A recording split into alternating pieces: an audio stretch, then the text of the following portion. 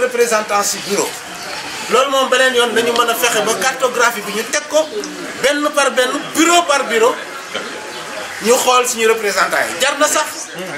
ñu jële fii ñoo xam ne ñii yóbbu leen foofu ak loolu buñ ko amoon defe naa véritablement li ñu soxla woon ci élection yi dañ ko am waaye nag comme ni ko mag ñi waxe woon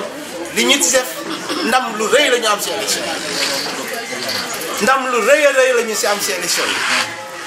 li si gën a neex mooy ñoom dañu doon xaar parce que xam nañ ne échec nañu dañ doon xaar ay violence pour gën ñoo mën a maate wala bala gën a mën a humilier suñuy leader yi waaye suñu leader yi am mat gu mat sëkk ba nga xamante ne comportement bi ñu am ko mu doon lu leen bett lool ba xam ne fi mu nekk ñoo mënatuñoo def dara donc beneen yoon monsieur le maire ñu yokk vigilance auprès des bureaux donc loolu laa bëggoon wax waaye nag du ma bàyyi te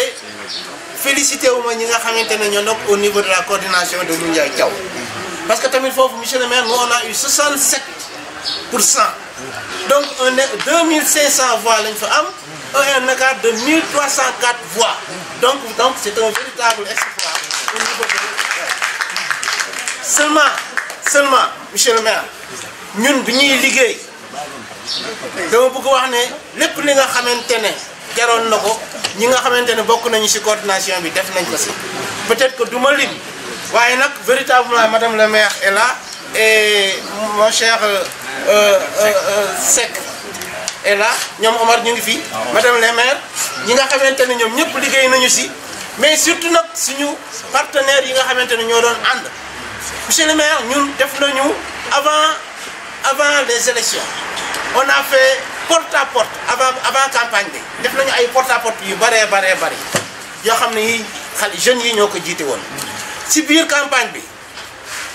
du ko def nañu ñaari meeting c'était pas évident def nañu également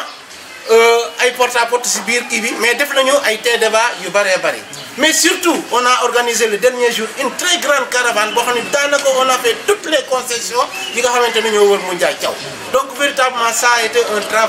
beau travail boo xam ne bii c'est au crédit des gens de Moundiaye Thiaw donc maa ngi leen di gërëm di leen sant di féliciter ñëpp di ñaan yàlla di jafanduwaat bu baax comme ni ko monsieur le maire waxee allahumma salli ala sayyidina Muhammad. ñëpp xam nu mu tëddee mais commune Thiès Nord def ci liggéey bu rafet jaadu na ñu woote pour ñooñu nga xam ñoo doon responsable yi def liggéey bu rafet ñu mun leen gërëm sant leen ah élection bi duñ ci yàgg mais xam nañu ni c'est une élection bi nga xam ni comme nu ko président Idrissa waxee am na lu mag yi bëggoon imposé na ko Sénégalais yi jot am ko mooy depuis bañ ko falee 2012 liggéeyam yëpp moo doon nan lay fexe ba am deuxième mandat kon moom bañ ko falee 2012 ci la nekk du liggéey deuxième mandat nan la koy amee donc foofu ngay nattee élection yu ñu génn si noonu la waxee woon ni damay leeral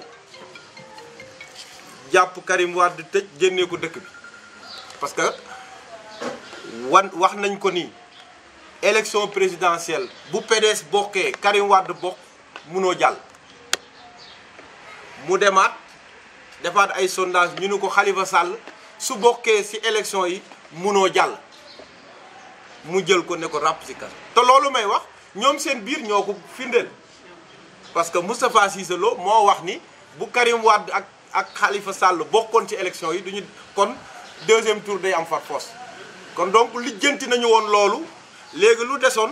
mooy le nombre de candidats à l'élection présidentielle xam nañu ni depuis 2000 amul benn élection présidentielle bu ñu dépassé wul 12 candidats mais xam na ni bu ñu amee 12 candidats tey kon day demaat deuxième tour parce que les 3 candidats à l'élection présidentielle le plus souvent dañuy egg 40% depuis 2000 boo jëlee 2000 boo totalisé lu coalition Wade amoon boole ci Niass boole ci boole si Niass rek ak Djiboka da ngay gis da ngay dépassé 40%. 2007 moom moo xawoon lii de boobu aussi soo boolee ñett ñi Idrissa 15%, Moustapha Niass ak kii da ngay gis ni day jege 40%. 2012 boo jëlee Macky Sall Moustapha Niass Tanor day dépassé 40%. donc ñeneen ñi dañuy ñëw ak seen 2% ak 1%. tey 2019 bii bu fekkoon ni tey après les 4 candidats déjà dépassé nañu 40%, 42%. su ñu amaatee woon 10 candidats ku nekk def 1%. donc day wala 0, nangam ak 1% wala 2%, c'est sûr que dañuy moom mënul am 58%, même bu fekkee ni ñun déjà lu ñu jàpp mooy 58% yi c'est des résultats fabriqués préfabriqués teg ko. et que li nga xam ni moom mooy firnde bu gën a rëy amul benn PV en dehors des PV yi nga xam ni moom moo nekk ci centre Sénégal bi. mais tous les autres PV départementaux ba mu boo xoolee le nombre d'inscrits le nombre de votants moo koy ëpp. loolu mënul nekk maanaam ñu bindu pour voter ci gox bi ñooñu ñooy gën a néew ak ñu sànni seen carte ba le 24 février. donc c'est des élections franchement qui ont été biaisées dès le début. am na lu mu bëggoon mooy coûte que coûte daa am 2e mandat. am nañu nag suñuy responsable ay nitu jàmm lañu muy président Idrissa Seck parce que ba affaire bi amee yeneen 4 candidats yëpp ñëw nañu këram mu wax ni déjà lii mbir la bu nga xam ni dañ ko commandé kon moom du ci wax du ci def benn recours donc xam na mais du leeral que ni loolu ñoom xam nañu ni tey déjà c'est une victoire sans gloire. moo tax seen victoire bi daa géey mais nit dëja am ci dëkk bi parce que victoire boo mérité wul boo xam ne da nga koo sàcc xam nga ni carrément mënul neex ñoom xam nañ ko parce que boo xeexee lépp lu la waroon sonal lépp lu nga yaakaaroon ni lii mën na la indil 2e tour nga fànk ko fexe fi nga xam ni zone yooyu nga xam ni wóor nañu ni population yi lan boo jëlee Kanel le nombre de votants moo ëpp population Kanel mënul nekk xanaa liir yeeg ñu dee woon il y a de cela 50 ans ñoom ñëpp dañoo ñëw voté donc loolu moom mooy xeetu jalgati yu nga xam ni def na ko te loolu da ngay xool boo même ci vote bi des enfants yu nga xam ni même pas 15 ans ñu fabriquer leen ay carte d'identité rangloo leen woteloo leen loolu yàq démocratie la victoire jaru ko. moo tax après la victoire gis ngeen ni ñu ngi mel ni ñu ngi mel ni ñu jëfaru ñeneen ñi aussi sedd buy parce que c'est pas une victoire méritée xam nañu ni munoo ci Sénégal gi nga perte le département de Dakar perte le département de Pikine perte le département de Guédiawaye perte département Thiès perte département Mbacké mu nga xam ne mooy Touba perte département Bambey perte département Kébémer perte département Ziguinchor aussi mais yooyu boo ko pertee nga ni ñëw diaspora bi ñu laminer la comme c'est pas possible nga ñëw nga ni am nga 58% xam nga saxul parce que quand vous perdez les zones yu nga xam ni déjà urbaines yu ëpp doole mooy que yow boo nee gagné nga aussi xam nga ni gagné boobu tegoo ko fenn donc gagné na jël na victoire am xam na ni carrément ni moo tax démb ba muy wax sax nga xam ni kii nekkul un président bi nga xam ni ngañaay bi waaw parce que munoo mérité wu ko il a fait def na teg na plan am na lu mu am mais xam na ni tegu ko pratiquement si anam yu nga xam ni quand même c'est orthodoxe c'est démocratique jéem na fexe ba am son 2e mandat moo tax ñuy wax il faut que ñu xam ni aussi nous avons un leader Idrissa Seck aujourd'hui moom mooy le chef de l'opposition bàyyiwul politique tegul ambition présidentielle ci suuf loolu dama bëgg mu leer ay nee na woon 63 ans xawma lan loolu wax bu yàqu la Idrissa Seck n'a jamais nee na pouvoir bu yoree pouvoir 63 ans day pare mais jotagul pouvoir nan lay pare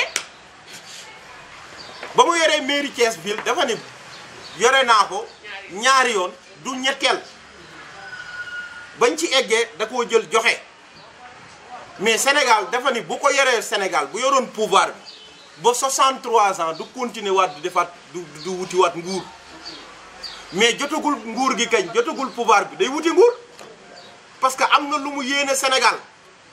te loolu pour mu antu il faut que mu jël nguur gi donc son ambition présidentielle reste intacte bu ñu kenn wax ni ay Idrissa lii tey man mi mu xaw a am tuuti expérience politique boo ma nee woon tey démissionnel dem ci Macky Sall ak démissionnel dem ci Idrissa laa jëm parce que Macky Sall n'a plus d'avenir politique du bokkati suñu élection présidentielle c'est-à-dire ku dem ci Macky Sall APR nga dem boo demee doo am candidat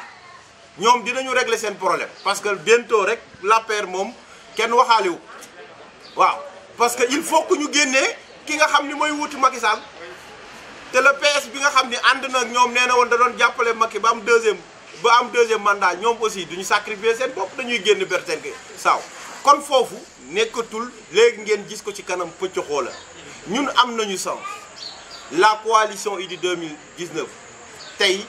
am nañu candidat bi nga xam ni tey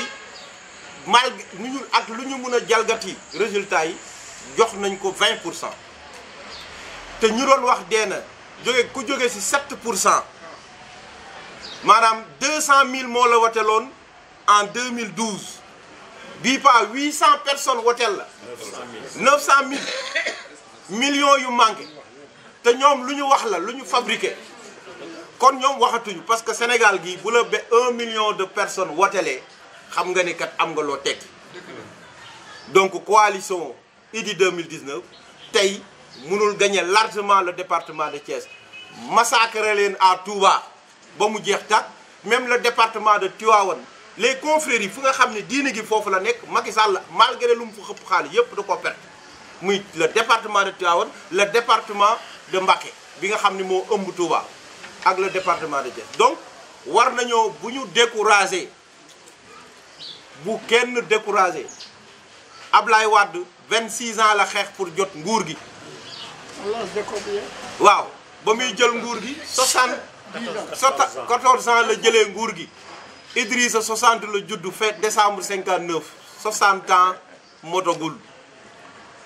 donc bu defaatee 10 ans sax 70 ans lay am amagul at bu Ablaye Wade am pour jël nguur donc nag nañu gëm metti na lool nag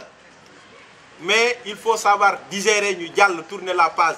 parce que lenn moo doon option bi soit ñu jàkkaarloog ak nguur gi xeex ak moom yàq dëkk bi ñuy jàpp est-ce que jar na ko est-ce que nguur jar na ko donc ñii ji dee ñii ñuy tëj donc loolu moo doon option bi parce que nag dañuy wax puissance du moom kese gis ngeen résultat yi même RFI sax commencement bi rek rapidement dugg na si kon du woon Macky kese moom la ñu jàkkaarloo y avait les puissances étrangères yu nga xam ni seen intérêt mi ngi Sénégal te ñoom Macky Sall moo leen jox avantage yooyu du ñu bëgg Macky Sall jóge fa parce que kuy ñëw xamuñu nan lay toogaale kon donc loolu nañoo mën a santaat yàlla ba ñu jógee ci élection yi am ci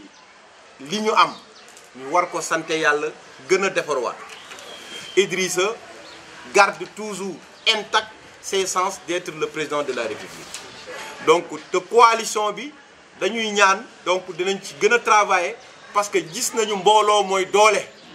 tasaaroo bi amul njëriñ coalition Idy 2019 bii dañ ko war a dëgëral bu laajee ñu yaatal ko parce que ñaari élection yu ñu jëm buñ ko dëgëralee loolu mooy tax suñu présidentielle yomb local la ñu jëm ak député yi en 2022 fii ak ñaari at ñetti at ñu dem ci législative yi fii ak décembre ñu dem ci local yi. Monsieur le maire Lamine Diallo, maire bu Thiès Nord mais également coordonnateur départemental de coalition Idy 2019 ñu mel ni tey yéen a ngi ci évaluation li ñu mel ni bu koy nga wax ni tey taxawaay bi ak élection bi bilan bi tey bu ñu koy tiré. waaw comme nu nga ko waxee rek tey dañoo woote woon les responsables yi nga xam ne ñoo ŋànk les 19 centres de vote de la commune de Thiès Nord pour def un peu évaluation bi mais lu ci am solo rek mooy réunion la bi nga xam ni pour sant gërëm tous les membres de la coalition Idy 2019 loolu moom moo doon sababu ndaje bi bon c'est vrai que comme nous l'avons dit en tant que coordinateur du comité électoral départemental lu mel noonu aussi dinañ ko woote au niveau du CIBER pour woo kàngam yu ngànk département bi yëpp pour aussi remercier leen parce que xam nga ni département de Thiès ñun duñu wax ci kaw li nga xam ni moo fa xew mooy élection présidentielle bii ni mu terminé parce que jàpp nañu ni Macky Sall yëpp ba mu bañ ko falee 2012 pexem yëpp moo doon nan lay fexe ba am deuxième mandat donc aspect boo jël bi nga xam ni mënu koo may ndam jël na ko salfaaño donc moom lu ko intéressé woon mooy nan lay demee ba def si loolu lañ gisee mu lancé track génne Karim ci dëkk bi jàpp Khalifa dugal def parrainage am donc deuxième mandat bi da ko pratiquement lu nekk la ko jaral mais également bu ñu ñëwee si même si jour élection bi gis nañu PV départementaux yi nombre de votants yi toujours du ëpp nombre d'inscrits donc c'est des résultats préfabriqués mais wax ñun yooyu évaluation boobu dugguñu si xam nañu daal moom même bu amee victoire c'est une victoire sans gloire te boo ko gisee sax en tant qu'un président nouvellement réélu xam nañu ni gàcce la am parce que du ndam bi nga xam ne mën na ko baax donc bu ñu ñëwaawatee ci Thiès donc ndaje bi dañ ko comme ni ma waxee woon sànq moo daan sargal parce que ndam lu rëy la ñu am dans le département de Thiès xam nga balaa ñu doon soobu ci élection départementale yi waxoon naa li ne département bi dinañ ko nangu parce que fu Abdou Mbow vice-président fu mu doon wax day wax Idrissa donc maanaam ville de Thiès a ko desee un leader bi nga xam ne mënatul gagner département bi rawee nañ ko 30 000 voix mais balaa ñu doon ci soobu waxoon naa ni 30 000 voix yi dinañ ko nanguwaat ba pare te dinañ leen defal bagage te effectivement le comité électoral départemental impliqué wu na carrément dans les 12 communes du département ñu def liggéey bu am solo mais également les responsables yu nekk dans les 3 communes def liggéey bu am solo ba nga xam ni écart yi ñu doon am au niveau du département wàññi nañ ko mais ville bi aussi def écart bu mucc ayib plus de 30 000 voix donc dans le département de Thiès ñu rawee leen plus de 20 000 voix boo jëlee les voix de l'opposition day bëgg a mot 50 000 voix yi nga xam ne rawee nañ ko loolu nag liggéey la bu nga xam ni responsable yëpp ci dugal loxo mais rawatina aussi les responsables de la commune Thiès Nord bi nga xam ni tey dañ fee daje pour ñu féliciter leen téeméeri bureau la ñu am ak fukk ak juróom-ñett téeméeri bureau yeeg ñeenti yëpp ngañaay bu mucc ayib la ñeenti bureau rek moom moo ñu ci rëcc te ça se comprend comme la ñu wax ay vote la yu nga xam ni c'est des votes affectifs parce que dañ lay wax ay villages yu nga xam ni donc à forte dose chrétienne ñu ne la ñun Augustin moo représente la communauté chrétienne donc buñ ko wote loolu Macky da koy dàq donc loolu la ñu voté donc mooy Diassap Poñeen un peu ak Thiapok mais en dehors de ces bureaux de vote franchement sur les 104 ça a été pratiquement razzia bu mag de législative bi 4000 lañ leen reye woon mais du présidentiel bi 10 600 voix lañ leen reye donc loolu nag laa ni wax nag nañ ko consolider d'abord ñu féliciter ñi nga xam ne ñoo def liggéey bu rafet boobu mais aussi xam ni c'est un point de départ gën a ñaaxaat responsable gën a ñaaxaat militants yi xam ni tey le président Idrissa Seck garde intact ses chances de devenir le président de la République tey son ambition présidentielle tey la wàllu gën a ay bu ñu kenn détourné que ni Idrissa woy war naa mën a noppalu Idrissa 59 ans la am 60 ans Ablaye Wade balaa muy jël nguur gi xeex na ñaar fukk ak juróom-benn Idrissa 15 ans la def dans l'opposition ba léegi 60 ans la am demagul fenn te soxla nañu ku mel ne Idrissa nga xam ne c'est un homme de mature mais am expérience xam Sénégal donc tey ambition bu mu am présidentielle tey la wàll gën a ay donc si balaa 2024 am na élection locale ñu wax ni aussi coalition Idy 2019 nañ ko dëgëral mais élargir ko si yeneen coalition yi nga xam ne ñaari élection yi nga xam ni moom la ñuy am avant présidentielle muy locale ak législative mu nekk une unité parfaite de l'opposition nga xam ni coalition Idy 2019 bu Sonko bu Madické ak Issa Sall ñooy bokk ak yeneen force yu ñu mën a am soobandoo ci élection locale yi bu ñu fa jógee aussi dem ci élection législative yi préparer élection présidentielle donc daal ñun génn nañ ci fàtt nañu élection présidentielle yi ñu génn ñun fu ñu teg suñu tànk mooy waajal élection yi nga xam ni tey moo nekk suñu kanam muy locale yi mais également législative muy élection 2024 bi nga xam ni bër nañu ni Idrissa Seck ba léegi ses sens restent intacts pour devenir le président de la République. Très bien donc xam naa dañ lay xaar ak évaluation au niveau départemental mais tey bu ñuy wax lu mel ni Lamine Diallo amoon objectif en tant que poste boo xamante ni ko ci doog a tàbb ñu récupérer le département de Thiès mu nekk objectif atteint mais tey lan moo doon perspective waaw comme lu ñu wax xam nga dans le département de Thiès mi jafewul mun naa ni tey wax naa ko sànq nee naa ko Idrissa dans l'histoire politique du Sénégal c'est le seul opposant bu garder son fief pendant 15 ans benn leader politique nga nekk dans l'opposition pendant 15 ans nga téye sa fief amul kenn ku ko mën tey Macky Sall mii nekk président de la République boo wàcc woon Fatick mu perte xam nga mais moom donc moo nekk dans l'opposition depuis 2004 ba 2019 toutes les élections yu mos a fi am ndam bu macha allah la yàlla kon loolu dañ ciy sant yàlla maintenant dañ ko doon wax ni département Thiès la am léegi gis nañu ni base yi yaatu na donc dem nañu déjà base bi dem na ba Touba dem na ba Kébémer et cetera Sénégal gën na c'est actuellement la première force politique du Sénégal perspective yi tey déjà mooy ñu consolider ak yooyu ñu am dans le département de Thiès maanaam tey jaa local yeeg législative yi département de Thiès kenn waratuñu fee toog ba xëccoo kenn te loolu nag liggéey bi léegi la on est dans l'opposition les moyens sont limités mais am nañu volonté am nañu engagement bi ñun ne dañoo nekk ñi nga xam ni xaalis duñu jënd dara duñu xoxatal am nañu gëm-gëm parce que gisuñu leneen lu gën Idrissa Seck dans le département de Thiès Macky Sall pendant 7 ans defu fi li nga xam ni tey lu bët mën a tegu la lu loxo mën a joxañ la nekku fi lu dul fal ay nit ñu jox leen xaalis pour ñuy corrompre askan wi falu moom liggéeyu Thiès mais nag Thiès waaye c'est des citoyens intelligents xam nañu ni kii liggéeyul lu ko intéressé mooy corrompre nit yi lu ko intéressé mooy nan lay jëndee nit yi pour mun a am ay mandat mais liggéey Thiès taxul mu jóg parce que depuis 7 ans amul lenn lu mu defar lu dul auditorium bi la peinture stade de Lat Dior mu def ko un peu de gazon mu à part ça Promoville bi programme Promoville amul benn tali bu mu godrone yëpp ay la tali latrik la benn parewul kon kooku tey bu fi waree mën a am ay baat maanaam nombre de voix yu mu am dans le département de Thiès sax xëy na mu ñu këf la rek mu ñu këf seen xel mais jaaduwul sax Macky Sall dans le département de Thiès mu fi am ay baat parce que liggéeyu ko fi doxu ko waxu ko